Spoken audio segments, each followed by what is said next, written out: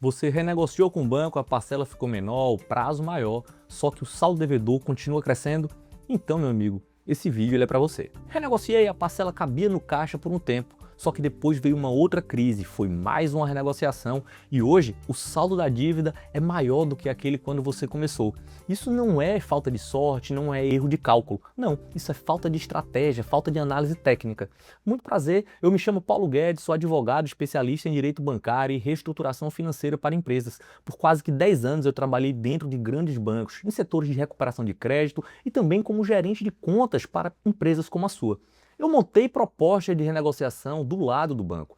Eu sei o que está por trás delas e é exatamente isso que eu quero mostrar hoje aqui para vocês. Eu sei que você está cansado de renegociar, de pagar parcela que não resolve, de ver o saldo crescer sem entender o porquê. E nesse vídeo eu vou te explicar o mecanismo que faz isso acontecer, o que é que o banco analisa internamente antes de te fazer qualquer proposta e o que diferencia uma renegociação que não resolve nada de uma reestruturação que de fato tira a sua empresa da crise. Então, meu amigo, fique até o final, porque tem um ponto sobre como o banco trata a sua inadimplência contabilmente, ali por dentro, que a maioria dos empresários nunca soube ou ainda não conseguiu entender.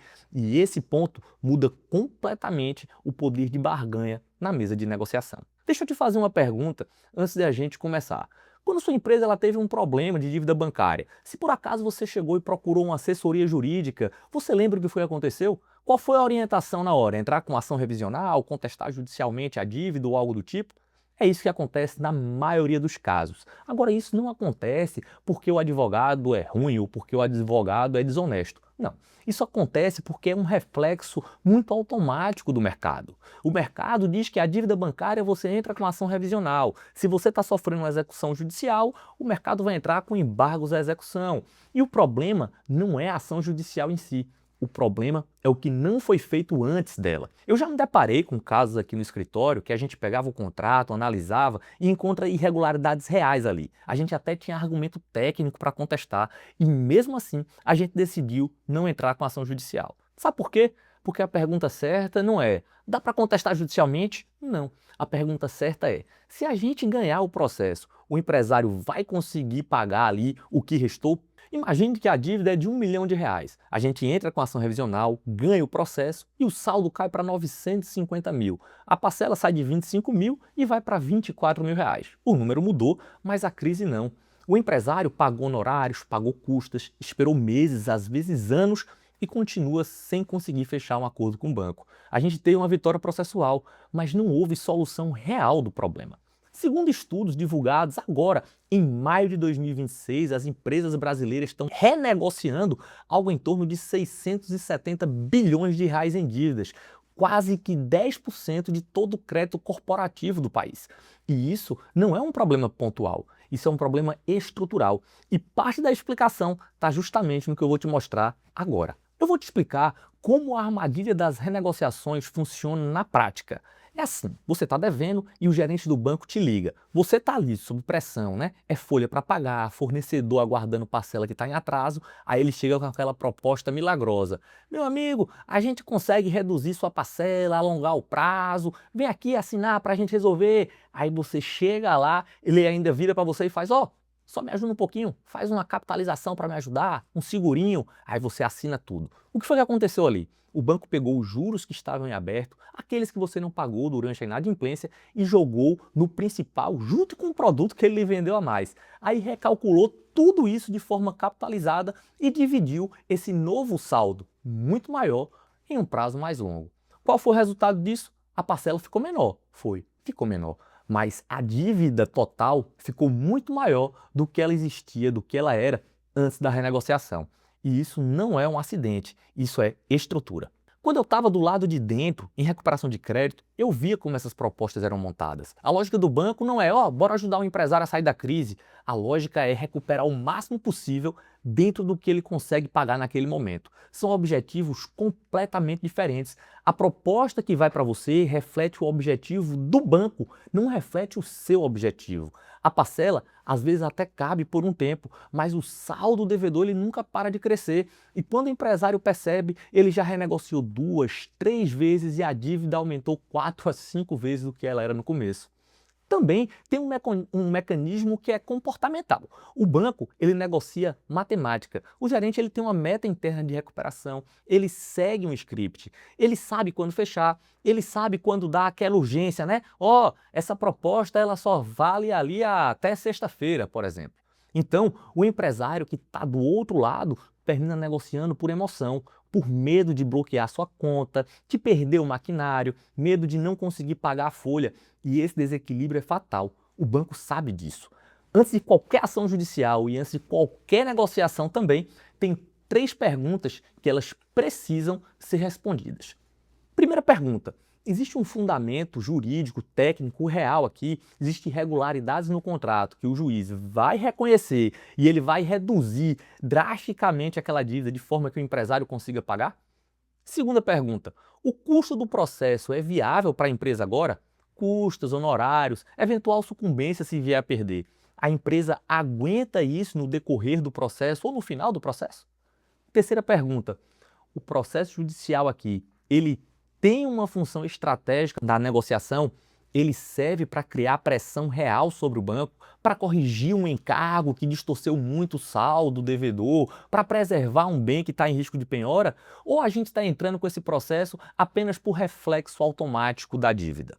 Se nenhuma das 3 respostas for positiva, entrar com ação nesse momento vai piorar a situação. O empresário, ele paga para perder e sai com a dívida muito maior do que aquela que ele chegou no começo. Porque enquanto o processo corria, os juros eles continuavam correndo também do lado do banco. A ação judicial ela é uma ferramenta que não entra antes da estratégia. Ela entra quando tem uma função clara dentro da estratégia que está definida. Agora, tem um ponto que eu falei lá no começo e preste muita atenção aqui. Tem uma crença que é muito comum entre os empresários que estão em dívidas, que é a seguinte: se eu ficar inadimplente, o banco vai me dar um grande desconto, 90%. Só que não é exatamente que isso funciona e principalmente agora depois de algumas mudanças que houveram aí no Banco Central. Porque por determinação do Bacen, toda a dívida que está inadimplente, ela precisa ser provisionada. O banco ele é obrigado a reservar recursos para cobrir aquela eventual perda. E esse provisionamento ele vai crescendo conforme o tempo passa e conforme o banco vai classificando o risco da operação. Esse provisionamento que o banco faz por conta da inadimplência ou por uma probabilidade de perda é classificado ali numa conta redutora no ativo do balanço do banco. Na prática, a dívida não paga não é só um problema para o empresário. Ela está pressionando também o resultado da carteira do gerente e está afetando os números que o banco precisa reportar internamente e também precisa reportar para os seus acionistas. E quando tem uma ação judicial bem fundamentada em curso, esse efeito pode ser ainda maior. O setor jurídico do banco avalia o risco daquela ação. E se entende que a probabilidade de perda ali ela é alta, ele vai registrar uma outra provisão adicional, dessa vez no passivo ali do balanço do banco. E isso pesa muito, é uma dupla pancada que o banco está recebendo. O acordo nesse momento não é um favor que o banco está te concedendo, não. Ali aquele acordo é uma decisão estratégica dentro das condições certas que vai resolver um problema também para o banco e não só para você empresário.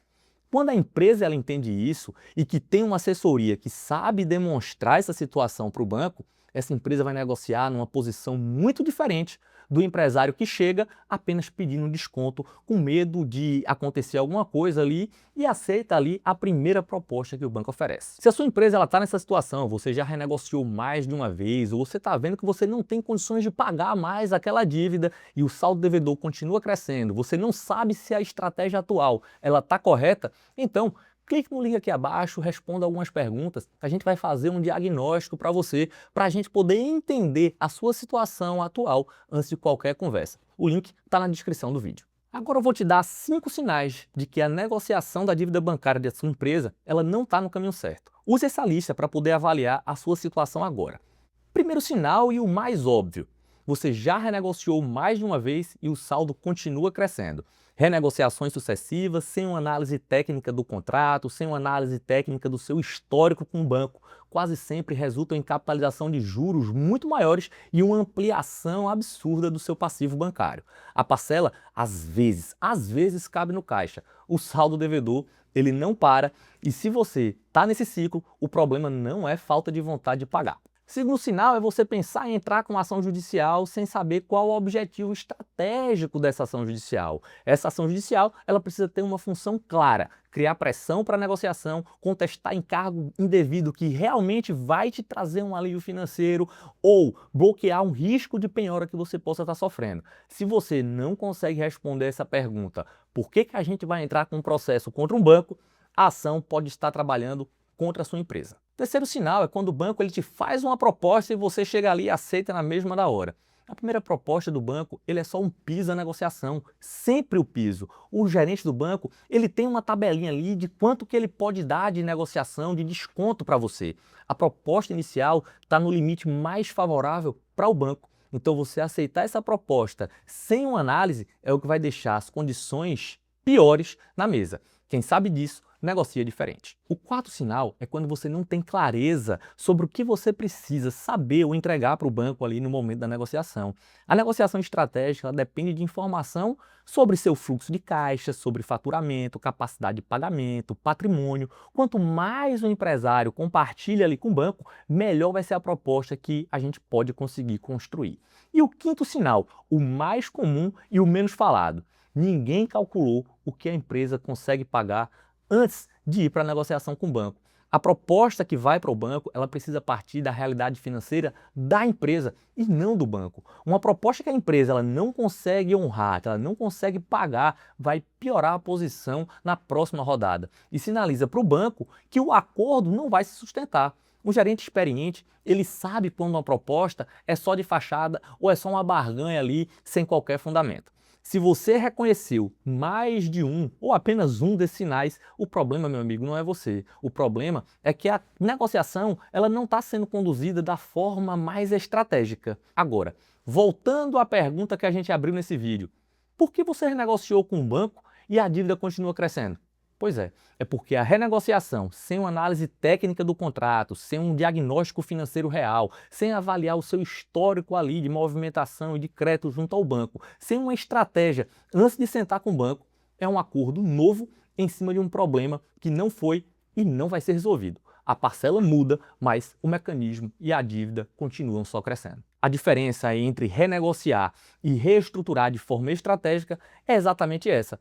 A reestruturação estratégica ela parte da realidade financeira da empresa, do que a empresa consegue pagar, em quanto tempo ela consegue pagar, quais são as condições que a empresa tem para pagar aquela dívida.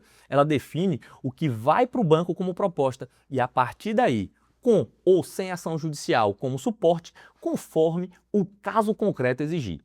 O banco não negocia por emoção, ele negocia por risco, garantia, provisão, perda, caixa. O empresário que entende isso para de reagir à pressão e começa a decidir de forma mais estratégica, com diagnóstico antes de proposta e estratégia antes de ação. É cada parte no seu lugar. Se esse conteúdo foi útil para você, compartilhe ele com um empresário que está nessa situação. E se quiser falar com a gente, o link está na descrição do vídeo. Em menos de um minutinho, você responde algumas poucas perguntas e nossa equipe já inicia um diagnóstico para encontrar a estratégia mais adequada para o seu caso.